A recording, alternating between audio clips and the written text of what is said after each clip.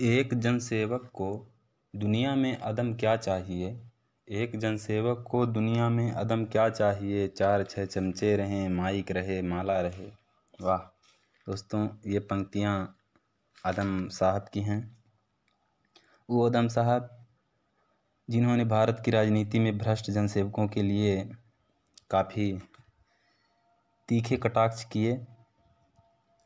तो आज हम बात करेंगे दोस्तों आदम साहब के जीवन के बारे में, उनकी कविताओं के बारे में, उनकी लेखनी के बारे में। तो चलिए शुरू करते हैं। नमस्कार दोस्तों, मैं हूं ओंकार और फैक्ट फाइंडर में आप सभी का स्वागत है।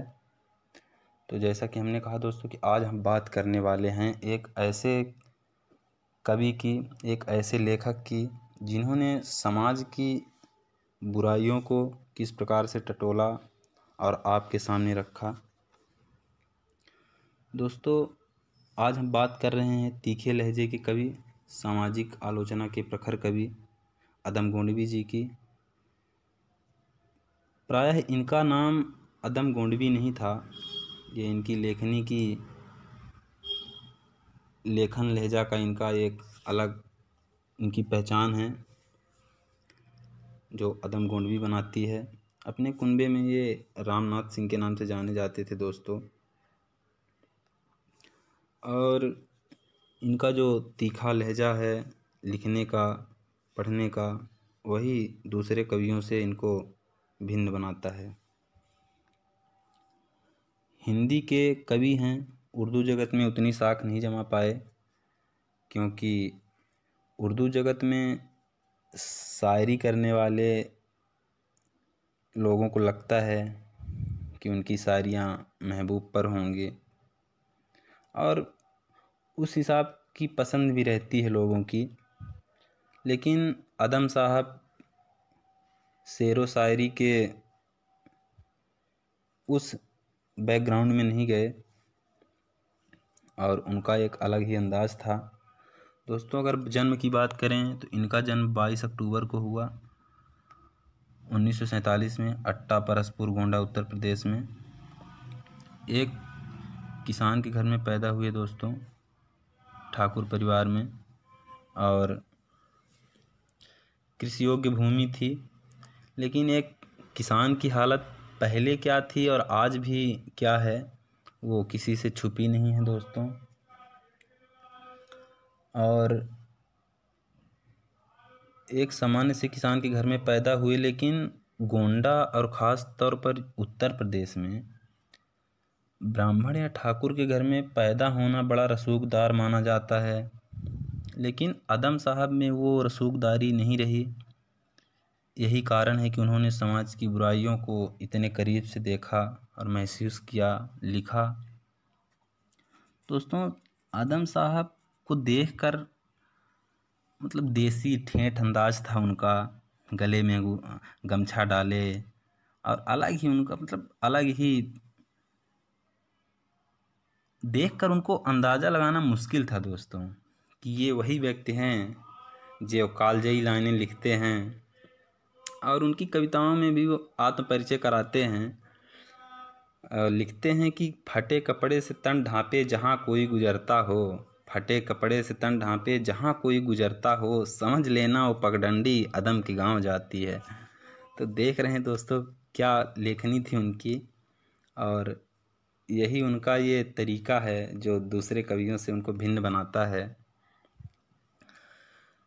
दोस्तों प्रायः इनकी कविताओं में समाज की जो बुराइयां हैं, जो जातिगत व्यवस्था है, उसके खिलाफ एक मोर्चा दिखता है। जैसा कि मैंने बताया दोस्तों कि यूपी में और ख़ास तौर पर गोंडा में उच्च जाति में पैदा होना रसूखदार माना जाता है, लेकिन आदम साहब में कहीं ना कहीं वो उसका एक अंश भी नहीं था।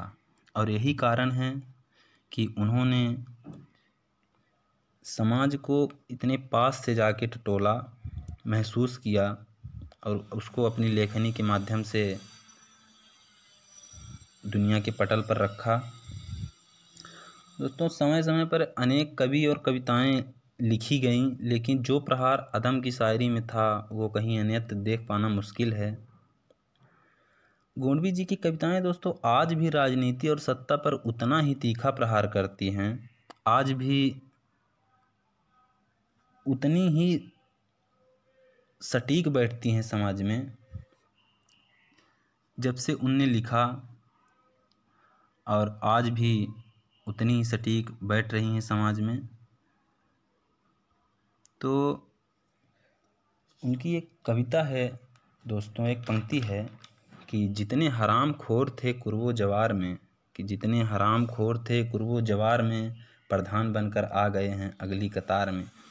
तो ये जो इनका एक तीखापन है, जाहिर सी बात है दोस्तों कि कोई भी सत्ताधारी, कोई भी जनसेवक कहलाने वाला भ्रष्ट नेता हजम नहीं कर पाएगा। और यही कुछ कारण थे कि उनको वो शोहरत शायरी जगत में और नहीं दी गई।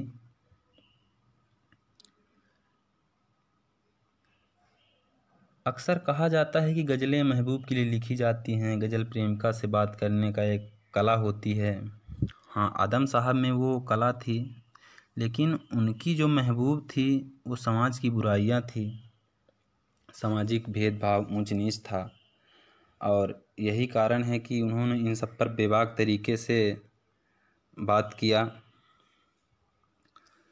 और उनकी कविताओं में सिर्फ तंज ही नहीं रहता था, उनकी कविताओं में विद्रोह भी रहता था दोस्तों। वो उनकी कविताएं बताती थी समाज को कि तुम चुप रहोगे तुम्हारे मुंह से निवाला छीन लिया जाएगा।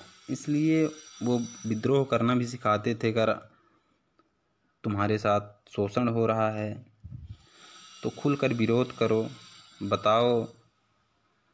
और यही कारण है दोस्तों कि आदम साहब को आज हम उस लहजे के लिए जानते हैं। और बदलते दौर में उनकी एक पंक्ति है जिससे शायद आप सब सहमत ना हों, लेकिन वो समाज की हकीकत है दोस्तों, और हमें इसको स्वीकार करना चाहिए। हमें इससे मानना चाहिए कि हाँ, उन्होंने जो लिखा था कहीं न कहीं उन्होंने महसूस किया था, तभी लिखा था। ये पंक्ति है दोस्तों कि इस नए दौर ने युवा पीढ़ी को क्या दिया, सेक्स की रंगीनियाँ या गोलियां सल्फास की। आप देख सकते हैं कि उनका जो ये लहजा है गोंडवी साहब का, यही है जो उनको और शायरों से अलग पहचान देता है। दोस्तों, शायरी की दुनिया में ये बातें आज तक नहीं कही गई और किसी में इतना साहस नहीं हुआ ये बातें करने को। इन्होंने हरिजनों की व्यथा को समझा, पास से महसूस किया, और इनकी लेखनी से भी साफ झलकता है। दोस्तों, इनकी एक प्रसिद्ध कविता है जो शायद आप लोगों ने सुनी होगी। ये कविता एक दलित युवती की है जिसके साथ रसूखदार लोगों ने, समाज के सवर्णों ने किस प्रकार से अत्याचार का शिकार बनाया, और उसके बावजूद हमारा सामाजिक ढांचा उसको न्याय नहीं दिला पाया। और ये कड़वी कविता है दोस्तों, और कड़वा सच है जिसको हमें और आपको स्वीकार करना चाहिए और मानना चाहिए कि जो गलतियां पूर्वजों ने की उसके प्रति हम उदारता दिखाएं, उसको हम स्वीकार करें। यही मूलतः नैतिकता है। तो आइए इस कड़वे सच से रूबरू होते हैं और इस कविता की पंक्तियां पढ़ता हूँ कि आइए महसूस करिए जिंदगी के ताप को, मैं चमारों की गली तक ले चलूँगा आपको, जिस गली में भूखमरी की यातना से ऊब कर मर गई फुलिया बेचारी एक कुएं में डूब कर। है सधी सिर पर बिनौली कंडियों की टोकरी, आ रही है सामने से हर खुआ की छोकरी, चल रही है छंद के आयाम को देती दिशा, मैं इसे कहता हूँ सरजू पार की मोनालिसा। कैसी यह भयभीत है हिरनी सी घबराई हुई, लग रही जैसे कली बेला की कुम्हलाई हुई, कल को यह वाचाल थी पर आज कैसी मौन है, जानते हो इसकी खामोशी का कारण कौन है। दोस्तों यहाँ पे आदम साहब बताते हैं कि किस प्रकार का उत्पीड़न उस वर्ग के साथ रसूखदार लोगों ने किया और विरोध करने पर उनके साथ कैसा सलूक किया गया। तो लिखते हैं दोस्तों कि कल को यह वाचाल थी पर आज कैसी मौन है, जानते हो इसकी खामोशी का कारण कौन है। थे यही सावन के दिन हर खू गया था हाट को, सो रही बूढ़ी ओसारे में बिछाए खाट को, डूबती सूरज की किरणें खेलती थी रेत से, घास का गट्ठर लिए वह आ रही थी खेत से, आ रही थी वह चली खोई हुई जज्बात में, क्या पता उसको कि कोई भेड़िया है घात में। होनी से बेखबर कृष्णा बेखबर राहों में थी, मोड़ पर घूमी तो देखा अजनबी बाहों में थी, चीख निकली भी तो होठों में ही घुटकर रह गई, छटपटाई पहले फिर ढीली फिर ढह गई। दिन तो सरजू के कछारों में था, कब का ढल गया वासना की आग में, कौमारी उसका जल गया। और उस दिन ये हवेली हंस रही थी मौज में, होश में आई तो कृष्णा थी पिता की गोद में, जुड़ गई थी भीड़ जिसमें जोर था सैलाब था, जो भी था अपनी सुनाने के लिए बेताब था। बढ़ के मंगल ने कहा काका तू कैसे मौन है, पूछ तो बेटी से आखिर वो दरिंदा कौन है, कोई हो संघर्ष पाँव मोड़ेंगे नहीं, कच्चा खा जाएंगे जिंदा उनको छोड़ेंगे नहीं। कैसे हो सकता है होनी को कह के हम टाला करें, और ये दुश्मन बहू बेटी से मुँह काला करें। तो दोस्तों हर समाज में हर परिवार में कुछ व्यक्ति ऐसे होते हैं कि यातनाएं नहीं सह पाते हैं। और दोस्तों ये यातना जो ये उत्पीड़न था कोई मामूली नहीं था, क्योंकि दोस्तों जब आपकी आँख के सामने आपकी बहन बेटियों के साथ ऐसा सलूक किया जाएगा तो अगर खून में उबाल ना आया ना तो फिर जिंदा होने का कोई मतलब नहीं रह जाता। और वो लोग पास से देख रहे थे, उनके सामने ये सब हो रहा था, कितना गुस्सा रहा होगा दोस्तों उनके अंदर। बावजूद इसके उनके साथ न्याय नहीं हुआ, हमारा वो समाज न्याय नहीं कर पाया, हमारी सामाजिक व्यवस्था न्याय नहीं कर पाई। तो मंगल ने कहा कोई हो संघर्ष से पाँव मोड़ेंगे नहीं, कच्चा खा जाएंगे जिंदा उनको छोड़ेंगे नहीं। कैसे हो सकता है होनी कह के हम टाला करें, और ये दुश्मन बहू बेटी से मुँह काला करें। बोला कृष्णा से बहन सो जा मेरे अनुरोध से, बच नहीं सकता है पापी वो मेरे प्रतिशोध से। पड़ गई इसकी भनक थी ठाकुरों के कान में, वो इकट्ठे हो गए थे सरपंच के दालान में। दृष्टि जिसकी है जमी भाले की लंबी नोक पर, देखिए सुखराज सिंह बोले हैं खैनी ठोंक कर। क्या कहे सरपंच भाई क्या जमाना आ गया, कल तलक जो पाँव के नीचे था रुतबा पा गया। कहती है सरकार की आपस में मिलजुल कर रहो, सुअर के बच्चों को अब कोरी नहीं हरिजन कहो। दोस्तों कितने करीब से देखा है इन्होंने और महसूस किया है कि किस प्रकार की भाषाएं प्रायः प्रयोग की जाती थी एक वर्ग विशेष के साथ में। और ठाकुर परिवार में जन्मे दोस्तों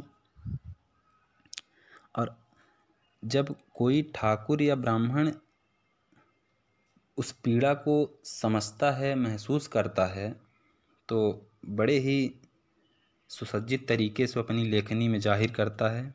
और वही लहजा आदम साहब का है कि क्या कहें सरपंच भाई, क्या ज़माना आ गया, कल तलक जो पाँव के नीचे था रुतबा पा गया। कहती है सरकार की आपस में मिलजुल कर रहो, सुअर के बच्चों को अब कोरी नहीं हरिजन कहो। देखिए ना यह जो कृष्णा है चमारों के यहाँ, पड़ गया है सीप का मोती गंवारों के यहाँ। जैसे बरसात नदी अलहड़ नशे में चूर है, हाथ ना पुट्ठे पे रखने देती मगर मगरूर है।